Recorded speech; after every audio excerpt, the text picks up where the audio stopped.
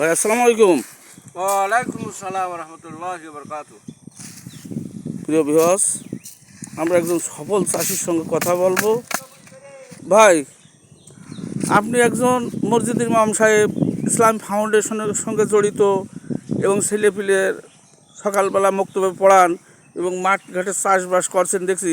একলা কীভাবে সামলান বলেন, তিনি কাজের প্রতি বা সময়ের প্রতি আপনি কীভাবে মেনটেন করে চলেন বলেন। আলহামদুলিল্লাহ, আল্লাহর অশেষ রহমতে আমি সবই আমার দ্বারা সম্ভব বা একটা রুটিন করে নিয়ে আর কি, সূচি অনুসারে এই সময়টা আমি মেনটেন করে চলি এবং চাষাবাদগুলো সুন্দরভাবে এই যে পেঁপে চাষ করছেন, দেখলাম মালটা চাষ করছেন, পেয়ারা চাষ করছেন, তা আপনি ঘুমান কখন আর কাজ করেন কখন বলেন। ঘুম নামাজ সব আমলই আল্লাহর রহমতে আমার চলে, আর সব কর্মের ভিতরে আমি পারদর্শী। আপনার তো আগাছা মুক্ত বইটা খুবই সুন্দরভাবে পরিষ্কার করেছেন। আগাছা মুক্ত না হলে ফলন ভালো হবে না। আগাছাই তো ফলের চাষের ক্ষতিকর। আপনি একটু চাষি সম্পর্কে উদ্দেশ্য করে কিছু কথা বলেন যে আপনাদের চাষ সম্পর্কে, এই পেঁপে চাষ সম্পর্কে। পেঁপে গাছ সম্পর্কে পেঁপে চারা ছোটোবেলার থেকেই খুব যত্ন করেই আর কি পরিচর্যা করতে হয়। পাশাপাশি সব থেকে খেয়াল রাখতে হবে যে জমিতে পানি না বাঁধি। পানি বাঁধলেই পেঁপে মারা যায়। পেঁপে পানির মানে ঠেকায় না।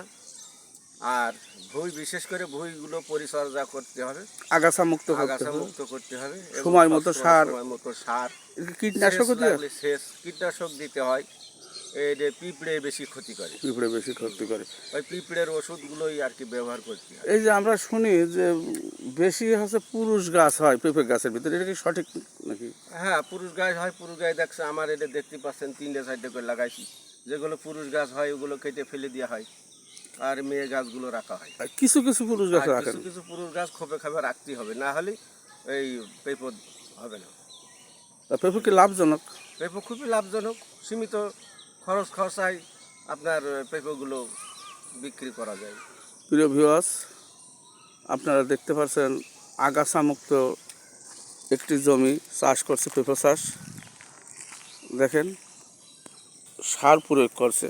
কি কি সার প্রয়োগ করছেন? সার ফসফেট, ইউরিয়া, পটাশ এগুলো গুঁড়া দিয়ে একটু গুঁড়াটা বাঁধিয়ে দেওয়া হয় যাতে পানি না বাঁধে, আর সার খেয়ে গ্রোথ মোটা হয়, গাছটা সুস্থ সবল থাকবে এবং ফলও মোটা হবে। ওই জন্য ফসফেট, ইউরিয়া, পটাশগুলো ব্যবহার করি। প্রিয় ভিউয়ার্স, যদি বাগানটি ভালো লাগে এবং ভিডিওটি ভালো লাগলে লাইক, কমেন্ট ও শেয়ার করে পাশে থাকবেন। সবাইকে অসংখ্য ধন্যবাদ।